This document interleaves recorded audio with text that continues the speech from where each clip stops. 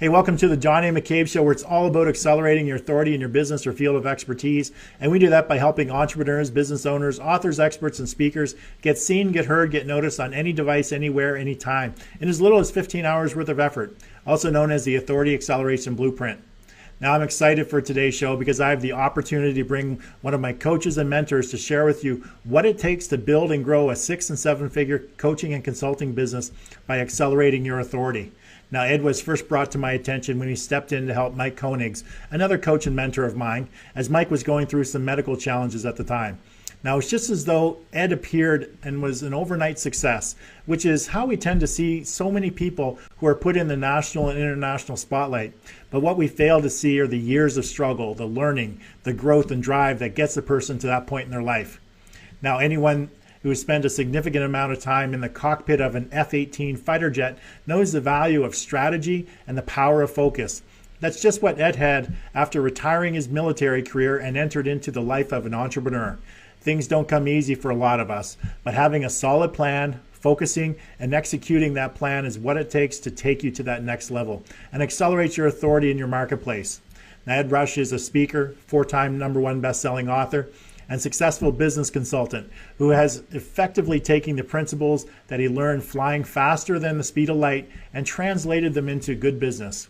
Now, Ed has helped tens of thousands of event attendees and clients get more done in less time with less waste, not only giving his clients the insights they need to grow, but gifting them the power of implementation to change their businesses for better and for good.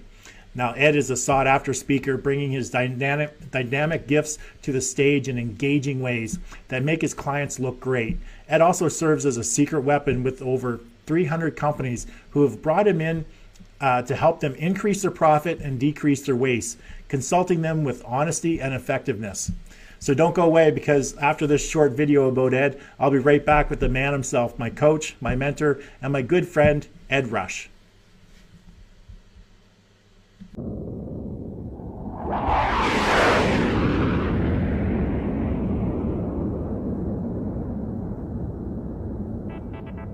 right, if you're motivated, dedicated, ready to be here today, would you please say, hoorah! Hoorah! I just want to thank Ed for coming to our conference. A great challenge that I always judge for our keynote speakers is everyone engaged. Are they on their phones, or are they on their iPads or PCs? And every single person in that room was engaged, really got home, and he hit a home run today. It's at this point that my brain begins to start screaming at me, roll right, you're gonna die. And it's everything I can do not to take my control stick and move it violently to the right. Which incidentally would have been taking a perfectly good airplane and turning it directly into the Pacific Ocean. What was happening in my head, what was happening in reality were completely different. In fact, what was happening in my head was I was in a hard turn to the left. At any moment, I thought I was going to see the Pacific Ocean. That was going to be the end of my life. I was going to hit the ocean in a $40 million airplane, and that's it. And so what do you do? What do you do when you have 10 seconds to live? Be ready to participate, enjoy the enthusiasm and passion that he has behind what he's sharing with us, and learn from his success. It actually comes down to the individual. People talk about corporate change. People talk about corporate culture. Do you know where all that stuff starts? People, real life people. Something like 40% of the Forbes 400 entrepreneurs never went to college. Do you know why they're so great? I don't know, just keep pushing the button. Like, seriously. And the rest of us are like, but I deserve to make money because I graduated magna cum laude. And you're like, no, you don't. You didn't push the button. You know? Push the button. Push the blue button, okay? And so that's the point. Hey, if it works and it's making you money, go do more of that. Instead of saying, oh gosh, I should be nice and I should help this person out because karma, and I'm gonna put karma into this person and it's gonna come back, which, by the way, sometimes that works. Most of the time it doesn't. More times than not, what you ought to do is spend time with your family, put the karma there, and charge what you're worth. Are you with me on that? If you are, say hoorah. Hoorah!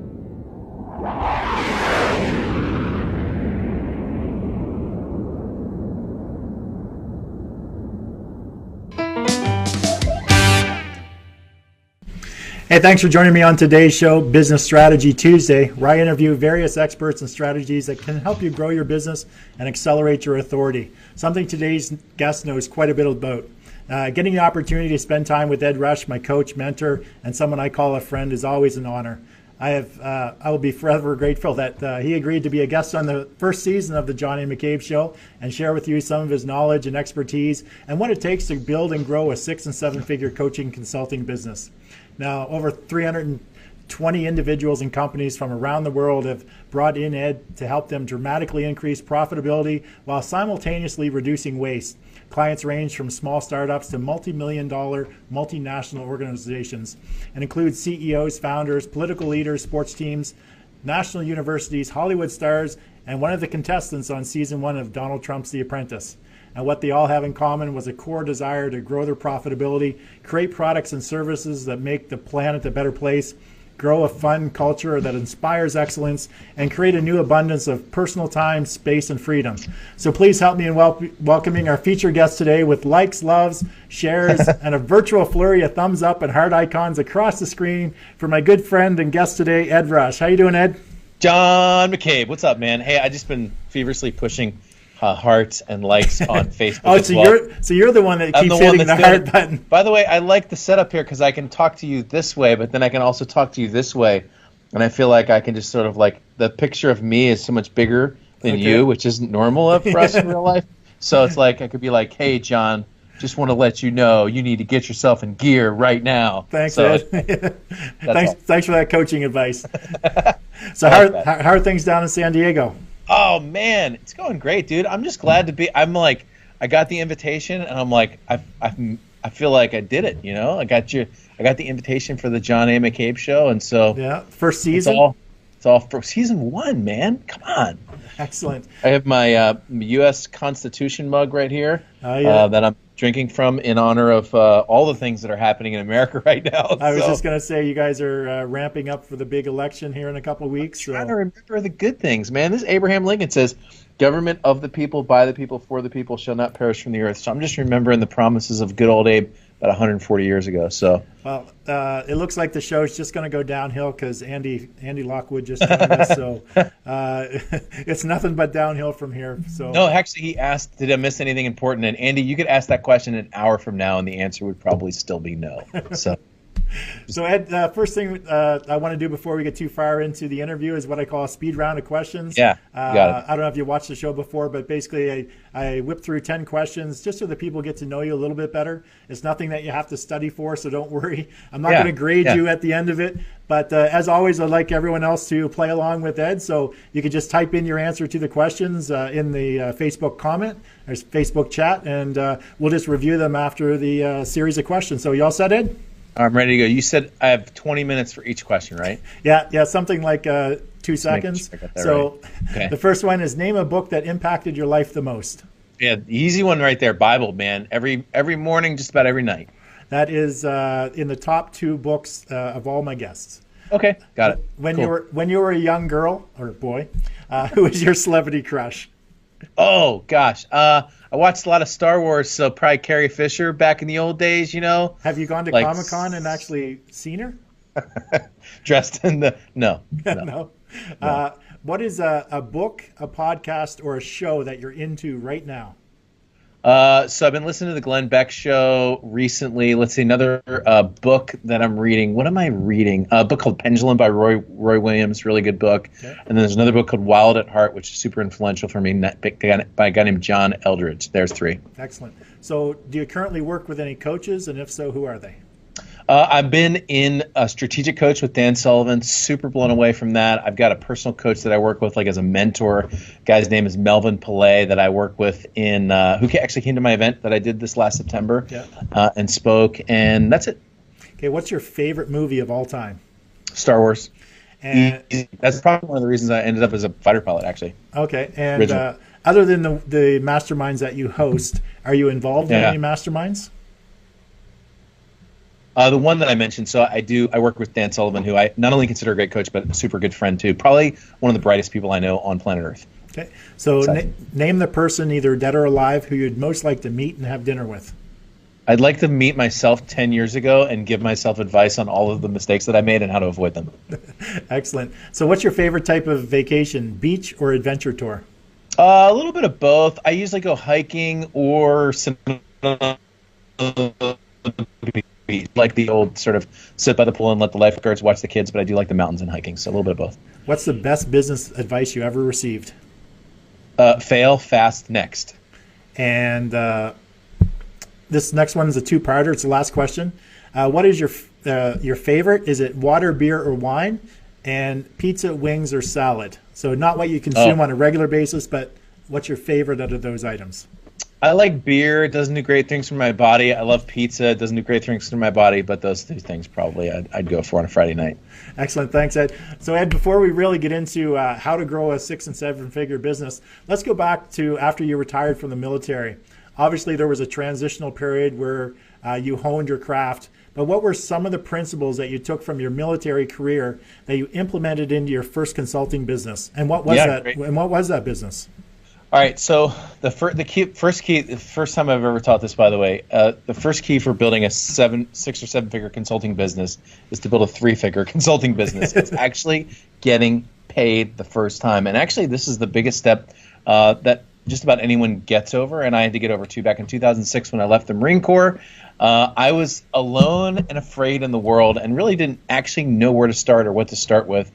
And I had some really great advice from a guy who was a speaker who just said, hey, just go start speaking at local events. And I started speaking at local events, and next thing you know, my first client I actually had was a $2,500 client. So the first thing I'll say, kind of the first step really, is to get over the hurdle of being this nonprofit consultant that I talk about. So when I mean nonprofit consultant, I don't mean you consult nonprofits. I mean you don't make money. Yeah. And so all of us as business owners, we always undervalue our knowledge, our experience, our time, our expertise, or our story.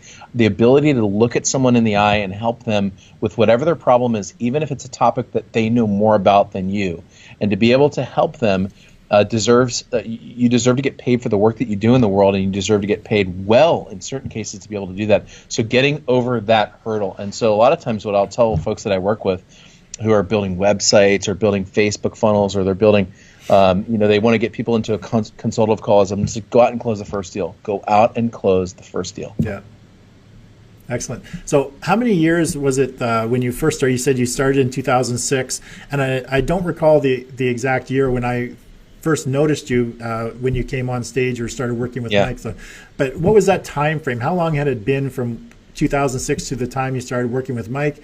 And who were some of the people that you learned from during that time, as well as the peers, like some of the people that you came up through the business with? Yeah, good. Great question. Thank you. So I started working with Mike about 4.5 years ago. And interestingly, I sat down. This is back when Mike was just getting into his cancer treatment.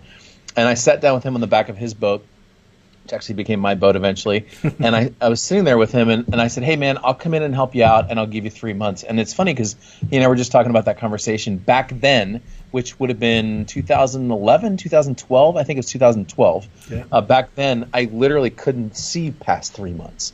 And so my view of the world was, I'm going to give you 3 months, because at about 3 months is when I will be so rich and so famous that I won't possibly be able to do anything else. And I've developed a little bit of a longer-term view of things since then. But I told Mike the other day, I'm like, man, that was like the longest 3 months of my life. It's now been 4.5 years that we were working together. But when I got out of the Marine Corps, so I don't do anything slow, and I don't do anything half-assed, if I could just say that on the show. Sure. And so if you're going to do something, do it. If you're not going to do something, don't do it. That's just generally my rule. And so if I get into something, I am going to try to be the best at it, and I'm going to try to break into the top 5% if I can as quickly as possible. And it's been my experience that you can do that typically with any topic, I don't care what it is, in less than a year with diligent study and focus. And so when I got out, I decided I was going to be a great speaker, and I was going to understand business. So I started reading. At the time, one of my first mentors was a guy named Perry Marshall, who is now a really great friend of mine, Google AdWords expert, really super sharp marketing mind, very asymmetric. I started reading and studying Dan Kennedy, which, interestingly, I'm actually speaking with Mike at their event next week in San Antonio, emceeing the whole event, which is going to be awesome. I started studying like the old time, like Jay Abraham and the folks like Claude Hopkins, who wrote a book back in the 1920s called Scientific Advertising. The library that I developed, I think it was Jim Rohn who said, if you want to know how wealthy a person is, look at their office. If they've got a really big TV, chances are they're poor, and if they have a really big library, chances are they're pretty wealthy. And I developed a really extensive marketing library of products and books, and I was voracious. I spent a lot of time learning and growing and implementing what I learned in those times. And so I always recommend to folks, I'm like, if you want to do something, you can do it very quickly as long as you're willing to focus some diligent time, maybe 30 minutes to an hour a day on almost anything. You can accomplish just about anything. But the problem is a lot of times we start something and then we jump off to something else, and we really never give time to the thing that we want to. So there. So who are some of the peers that you grew up through the business with, from 2006 to 2012? I think you mentioned some of them to me, and I recognize their names immediately. So just who are some of the people that you've connected with and worked with during that time frame when you were just getting started? Yeah, I mean, the coaching folks, so I did coach with Perry Marshall. I coached with Dan Kennedy and Bill Glazer. Bill Glazer, who is Dan Kennedy's business partner, if you're familiar with that organization, GKIC is actually Glazer Kennedy Insider Circle. Bill was hugely influential with me. Not only is Bill, I consider a friend, but also a very ethical, purposeful marketer. So he was really good at marketing, but he also brought an ethic to it, which I really appreciated. Yeah. And it's really one of the first people. I mean, we had a coaching day one day, Bill and I, where we had like a 15-minute argument to see who was the bigger Boy Scout, basically, in marketing. I have for those of you who've been around me and have worked with me, know that I am a go-getter marketer. I don't no holds barred. I really want to put a product in the marketplace and really aggressively market it, do a great job of that. But at the same time, I want to do it with an ethical foundation that I could do it for 20 years. And so a lot of times marketers do things for like 6 months, and they'll do kind of push the ethical limits. But if you want to do something for 20 years, you really need to follow a set of ethical boundaries and guidelines that's super core and important. And so Bill was really one of the guys that helped me kind of discern and kind of think through that. Man, I've really studied under a lot of people, and almost anyone. There aren't many people that I wouldn't go to for advice. And as you're watching the show, I mean, it's something to think about. It's like, are you being cheap on your way to success? Are you reading a bunch of blogs and not really moving forward to work with somebody intimately or one-on-one? And those relationships, not only were they great for me personally, but they were accelerators. In other words, I took like 6 years of learning and put it into 1 year and accelerated really quickly because of those relationships as well. Yeah, and that's one great piece of advice I learned from you, as well as some other coaches, is not being cheap on your way to success. Don't be cheap on your way to success. Yeah. So, I mean, we're not just saying that, we're living that. I mean, Mike and I, if I had to run the numbers this year, probably $150,000 combined in terms of our investment in ourselves. Right. And that's across the board, coaches, consultants, people to come in, help us with Facebook and things that we want to learn more about, coaching programs like, for example, Dan Sullivan, who I mentioned, both Mike and I are in Strategic Coach. That's $40,000 just right there, just for the two of us. And so we're serious about this, but we're serious about it because God put us on this earth for a certain period of time, and you can accomplish your goals in 20 years or you can do it in 2 years. It just depends on how willing you are to invest and move forward with speed with really good advice. Excellent.